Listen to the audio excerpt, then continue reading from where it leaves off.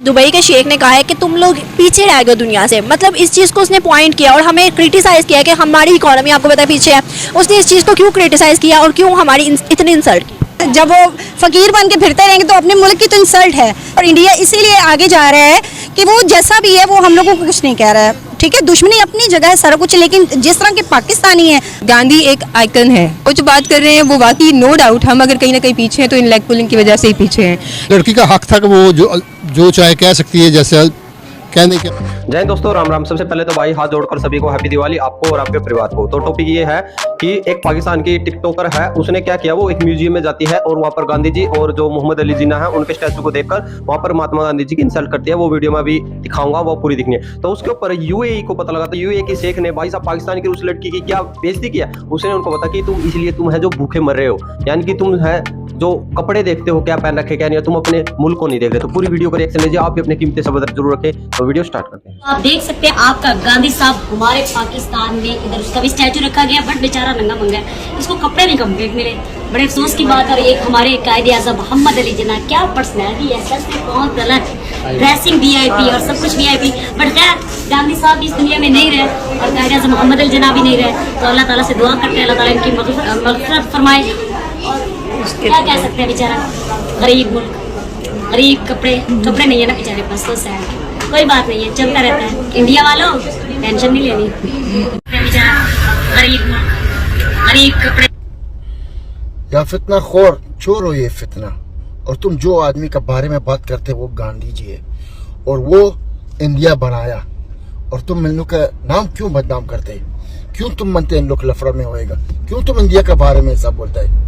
तुम सुनो, ये गांधी जी है, ये एक तारीख है, हम लोग मानते हैं, सब पूरा दुनिया मानता है। तो थोड़ा से शर्म करो, खुदा से डरो। ये फितना खोरी चोर हो फितना खोरी। कब तक तुम फितना करेगे? तुम जानते, तुम लोग वो नहीं जानते, बस समझते बस नमाज करेगा जन्नत में जाएगा। नहीं भाई, तुम जानते हैं फितना क्या चीज है? ये फितना कत्ल से भी ज्यादा है, कत्ल से ज्यादा है। जाओ अच्छे से कुरान पढ़ो, थोड़ा शर्म करो। औरत होकर ऐसा करता है, इसलिए पूरा दुनिया बोलते हैं औरत लोग ज्यादा जन्नत जहन्नम में मिलता है। तो थोड़ा शर्म करो प्लीज, और ये काम नहीं करो। नहीं की आजादी उसे देखिए लेग पुलिंग तो वैसे भी अच्छी बात नहीं है। अगर वो जो मैडम थी उन्होंने अगर इस तरह की बात की है तो उन्हें नहीं करनी चाहिए थी। एक्चुअली बात तो ये है। और देखिए हमारे मुल्क के जो हालात हैं वो आपके सामने हैं। हमारे जो हुक्मरान हैं वो मांगने के लिए जब दूसरों के पास जाएंगे, शेखों के पास जाएंगे, तो उन्होंने तो फिर ऐसी बातें करनी है ना। जब वो फकीर बन के फिरते रहेंगे तो अपने मुल्क की तो इंसल्ट है, ठीक है। और लेग पुलिंग नहीं करनी चाहिए। और इंडिया इसीलिए आगे जा रहा है कि वो जैसा भी है वो हम लोगों को कुछ नहीं कह रहा है, ठीक है। दुश्मनी अपनी जगह है सारा कुछ, लेकिन जिस तरह के पाकिस्तानी है, मैं भी बेसिकली पाकिस्तानी हूँ और अल्हम्दुलिल्लाह, लेकिन मसला सिर्फ ये है कि हमें अपने मुल्क की इंसल्ट नहीं करनी चाहिए, हमें किसी के बारे में भी फालतू बातें नहीं करनी चाहिए और किसी को भी उसके ड्रेसिंग से जज नहीं करना चाहिए। कि एक पाकिस्तानी लड़की एक म्यूजियम में जाती है और वहाँ पे गांधी और कायदे आज़म के जो स्टैचू बने हुए हैं उस पर एक वीडियो बनाती है और उसको सोशल मीडिया पे अपलोड करती है। उस वीडियो में उसने बेसिकली ये कहा है कि गांधी जो है वो भीख मांगता था, गरीब था, इसलिए उसके पास कपड़े नहीं थे, और हमारे कायदे आज़म को देखो सूट वूट में डैश वैश इतने खूबसूरत लगते हैं। इस तरह से मतलब उसकी बदतरीफी और कायदे आज़म की तारीफ की है। उसके ऊपर यूएई के एक शेख ने उसको काउंटर किया और ये कहा है कि आप जो पाकिस्तानी हो वो हमेशा पर्सनली जाते हो, इसी फितने की वजह से तुम लोग भिखारी हो और तुम लोग पीछे रह गए हो, तुम्हारा वतन जो है मुल्क जो है वो पीछे रह गया और आज भी दुनिया तुम लोगों को कुछ नहीं समझती। क्या लगता है कि यूएई इतने ज़्यादा प्रमोट क्यों कर रहे हैं इंडिया को और इतने ज़्यादा उनसे पर्सनल क्यों? थैंक यू सो मच, आपने मुझे कंसीडर किया इस क्वेश्चन के लिए। तो पहले तो मैं ये बात आपको कहना चाहूँगी कि एक पॉइंट ऑफ व्यू से मैं एग्री करती हूँ यूएई के शेख से। I am not going to promote India, ये मैं उसको बिल्कुल भी सपोर्ट नहीं कर रही हूँ, क्योंकि मैं एक पाकिस्तानी हूँ, तो मेरा पाकिस्तान के लिए पैशन और पोजेसिव होना मेरा राइट है। तो जो उस लड़की ने किया वो उसमें थोड़ा सा उसने मेरे ख्याल में, देखिए पाकिस्तान एक ऐसा मुल्क है जिसमें हम खुद कहते हैं कि यहाँ पे हर मज़हब के लोग आ सकते हैं, हर कंट्री के लोग विजिट कर सकते हैं। हम इस चीज़ को जब फ़रोग दे रहे हैं तो हमें इस चीज़ को नेगेटिव प्रमोट नहीं करना है। बात तो सही है।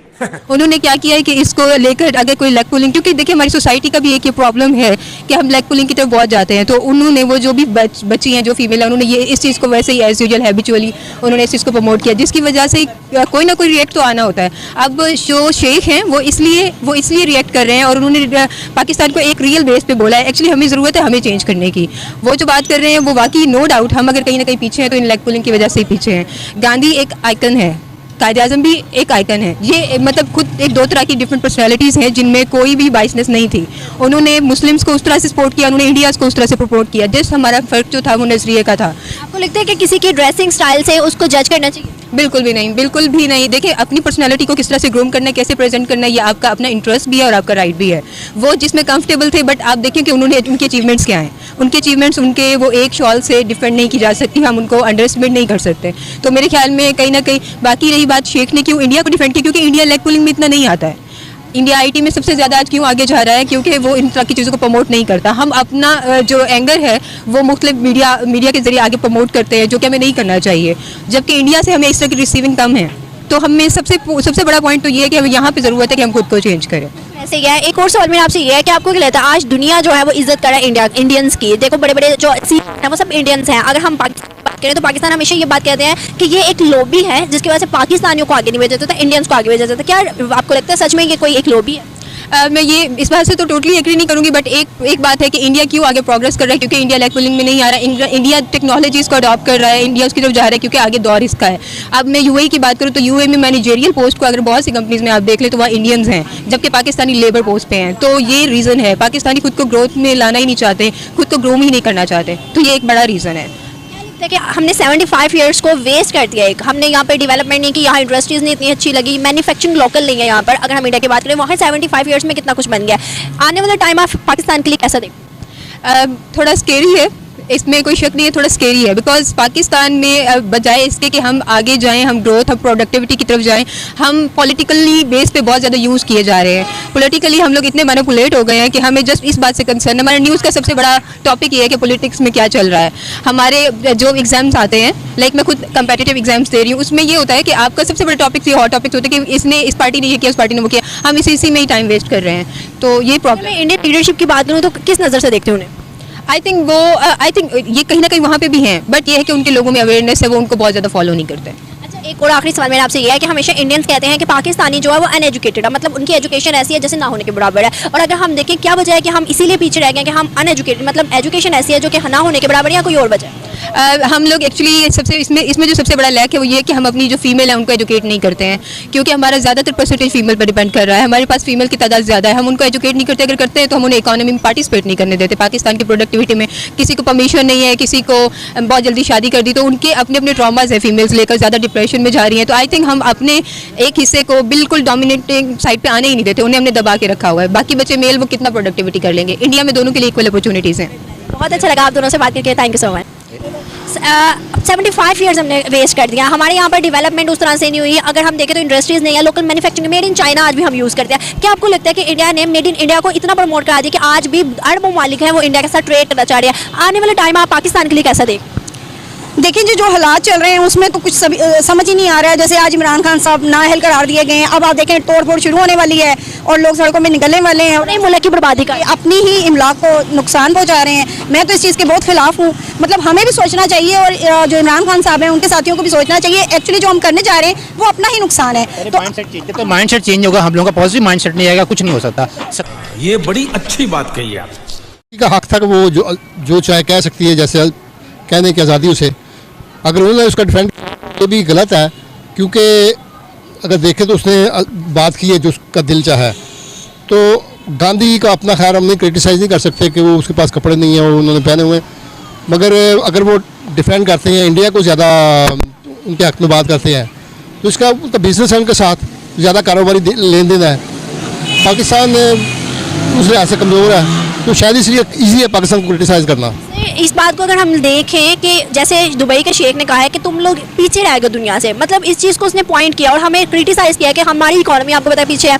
उसने इस चीज़ को क्यों क्रिटिसाइज़ किया और क्यों हमारी इतनी इंसल्ट की? नहीं, इस वजह से तो नहीं हम पीछे। अगर हमारा मुल्क पीछे है तो हमारे हुक्मरान जो है ना उनकी वजह से हुआ है सब कुछ, क्योंकि उन्होंने पाकिस्तान पे पैसा लगाया ही नहीं, अपनी जेबों में भरा है। तो उस लिहाज से तो इन बातों की वजह से नहीं है, हमारी अपनी वजह से है। आपको क्या लगता है यूएई जिस तरह अपने रिलेशनशिप बिल्ड कर रहे हैं इंडिया के साथ, आने वाला फ्यूचर पाकिस्तान का कैसा देख रहे हैं आप? देखिए जी, मुश्किल टाइम है पाकिस्तान के लिए। अगर ये जो हुकूमत अगर नहीं जाती, जब तक नई हुकूमत नहीं आती, वो भी टाइम लगेगा, मगर इंशाल्लाह आता सब बेहतर होगा। तो भाई ये है पाकिस्तानियों की सोच, यानी कि। और दूसरी बात, एक हम बात करें कि भाई कोई भी देश है, कोई भी व्यक्ति है, यानी कि जो हमारे महात्मा गांधी जी थे, जो राष्ट्रीय पिता हैं हमारे, तो भाई कोई भी पिता है ना, कोई भी पिता है, वो वो कोई भी पिता नहीं चाहता कि उसके बच्चे हैं जो जैसे वो कपड़े पहनता है। ये महात्मा गांधी जी का भाई उस टाइम कपड़े दिखाना नहीं था मोटिव, उस टाइम था अपना देश आजाद करवाना, अपने बच्चे यानी कि जो फले फूले काम धाम करे, ठीक है। तो उस टाइम वो अपने एक शरीर को ढकने के लिए एक धोती पहन रहे थे, यानी कि वो ऐसा नहीं था भाई। और जो मोहम्मद अली जिन्ना थे भाई, उस टाइम वो जो सूट बूट पहनते ना, वो उस टाइम इंडिया का पहनते थे, जो वो फोटो वोटो खिंचवा रखे ना, जो 1947 के बाद फिर देख लो भाई उनके कपड़े क्या थे और आज पाकिस्तानियों के कपड़े क्या थे। यानी कि जो देश का पिता था उस टाइम भाई वो भूखमरी में नंगा है, कुछ भी उस टाइम उसने मेहनत की थी देश के लिए। आज हमारा देश देखिए कहाँ है, जो सुपर पावर अमेरिका वो भी आज जो हमारे देश है उसके तलवे चाट रहा है। तो ये होती है भाई एक पिता के संघर्ष की पावर, जो कि पाकिस्तानियों को समझ में नहीं आने वाली है। और इसका यूएई ने बड़ा ही अच्छा उनको जवाब दिया। तो आप लोग क्या राय कमेंट सेक्शन में जरूर भेजें। जय हिंद, जय भारत।